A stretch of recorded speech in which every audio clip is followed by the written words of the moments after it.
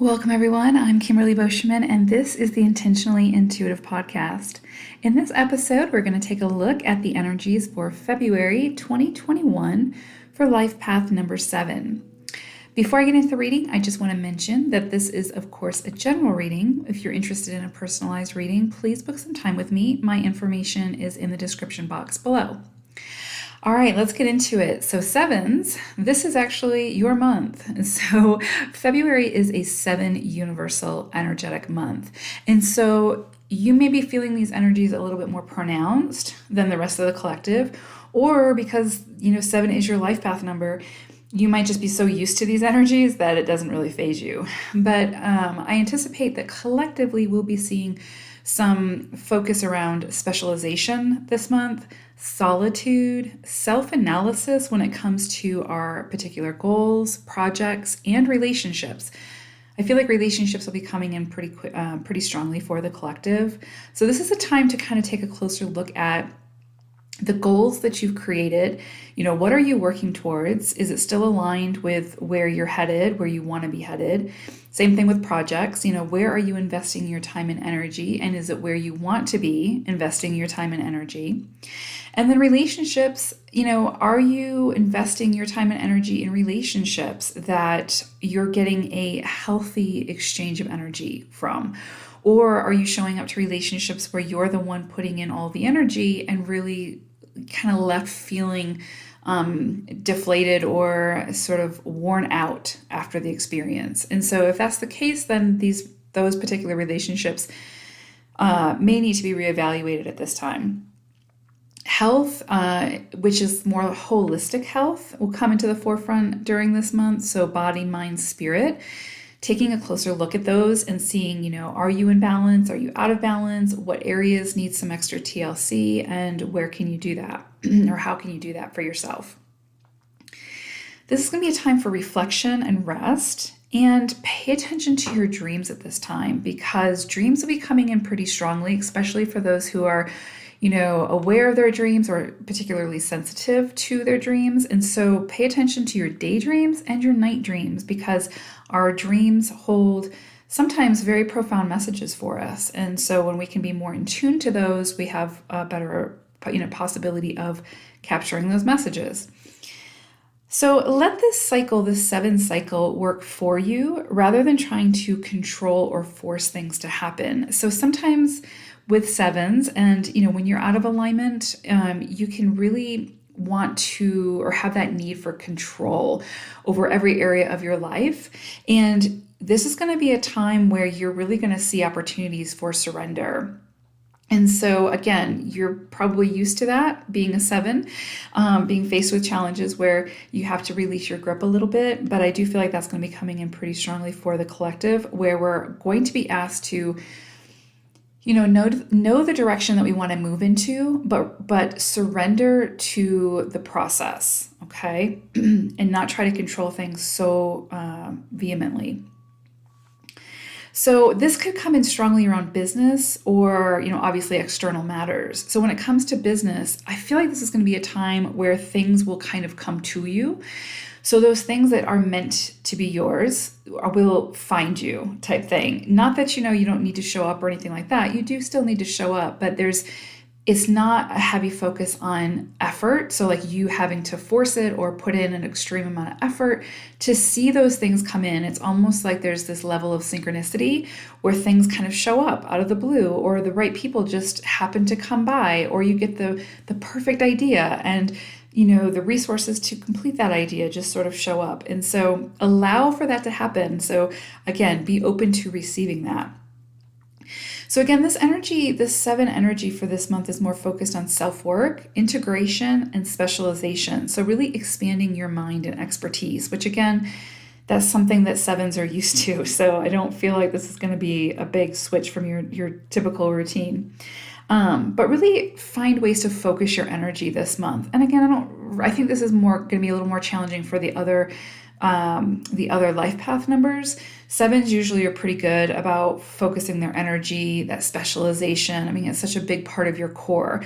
But if you're way out of alignment, you may struggle with that. And so this is going to be a time to really help you get back into that alignment, to focus that energy if it's feeling more scattered. Okay. So the key words for this month really are quiet receptivity. And so again, being able to surrender, finding the stillness, allowing those things that are meant to be yours to find you. And then it's up to you what you do with that, when it does find you, but allowing instead of needing to be in the control, okay? So I pulled an animal spirit card for you all, and you got chameleon spirit.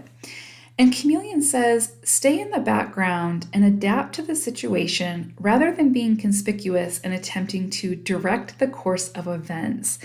And so again, this is interesting because this really speaks to 7 energy. There is that level of, like I said, when you're out of alignment, that level of the need for control of a situation. But 7s are also very, very good at being the observer, sort of taking everything in. And sort of being in the background and seeing what's happening before they make a decision to get involved.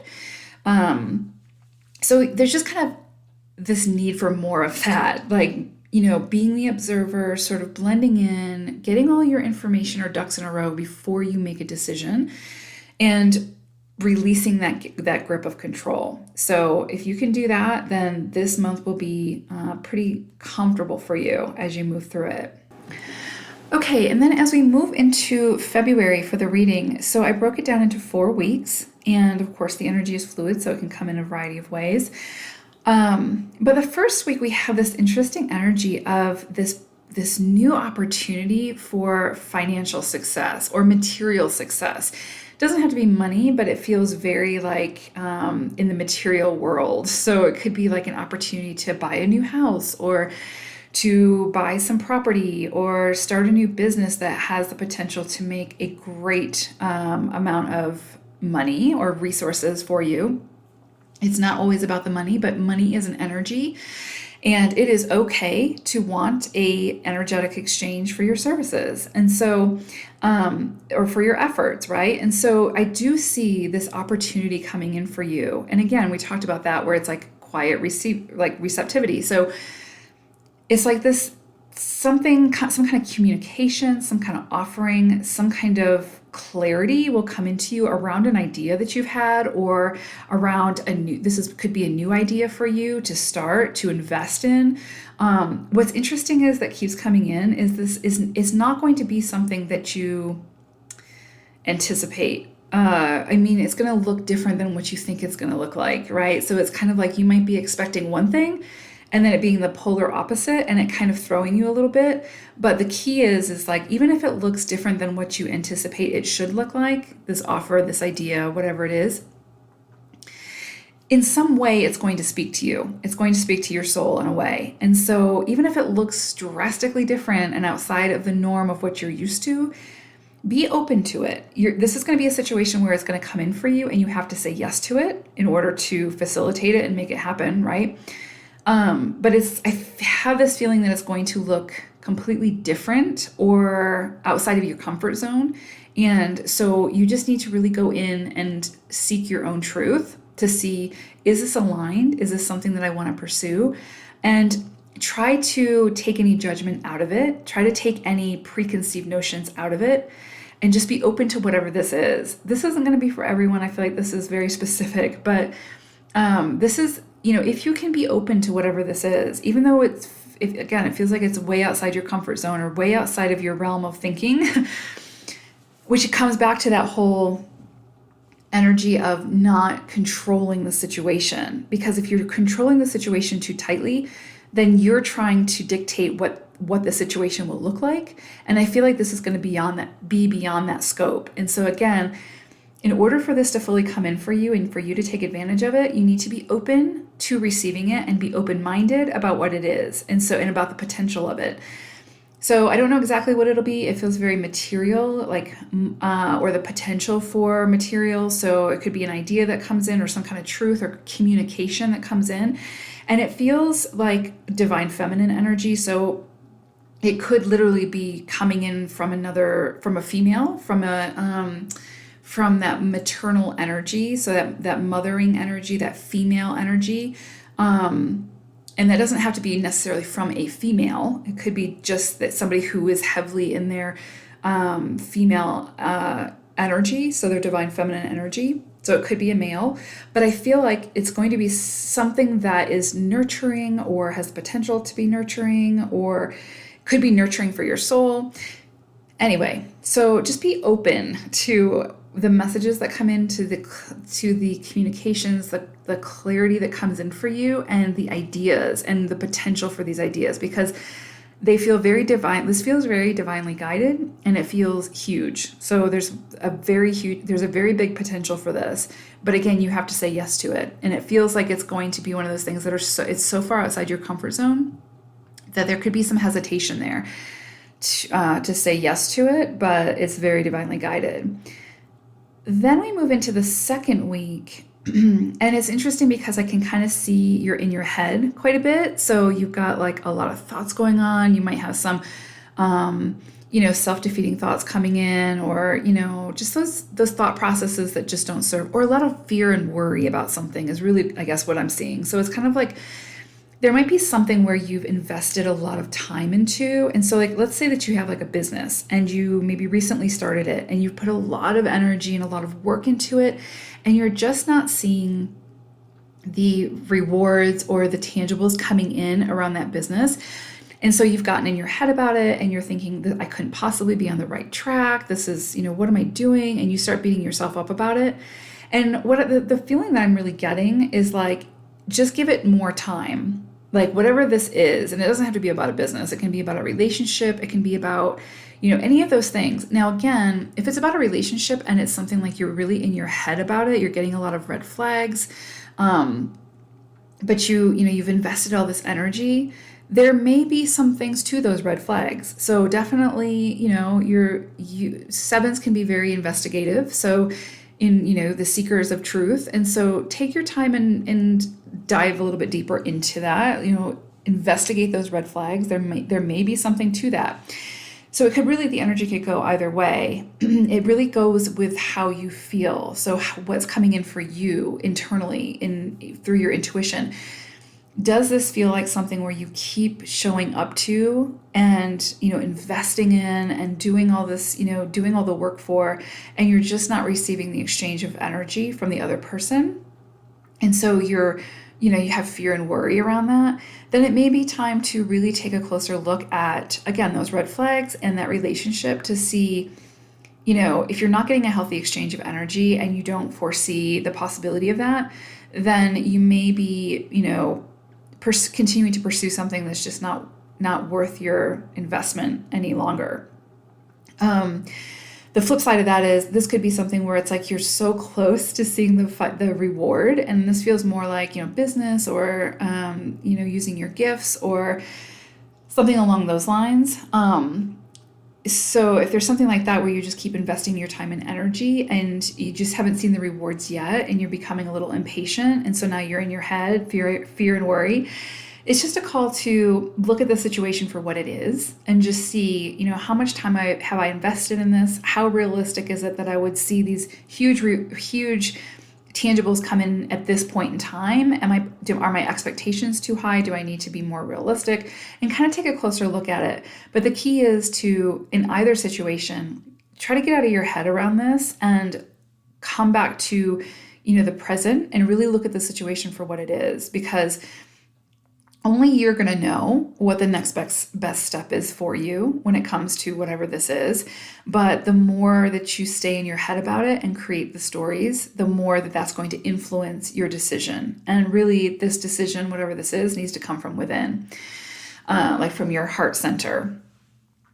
Okay, and so then we move into the third week of February. And it's interesting because I'm seeing this need for balance around money. So this could be like, when it comes to making decisions around money, when it comes to, possibly purchasing something, there's just this call for balance. And so, yeah, I don't, however that comes in. It could be like you want to buy a new car, and so you're looking at a Lamborghini, but you're at this time in this present moment you can only afford something much cheaper than a Lamborghini, right? And so it's like that's a kind of a drastic example, but you know what I'm saying. It's like, there is that call to kind of come back to reality and see like, okay, what can I do that's not going to put me into financial distress,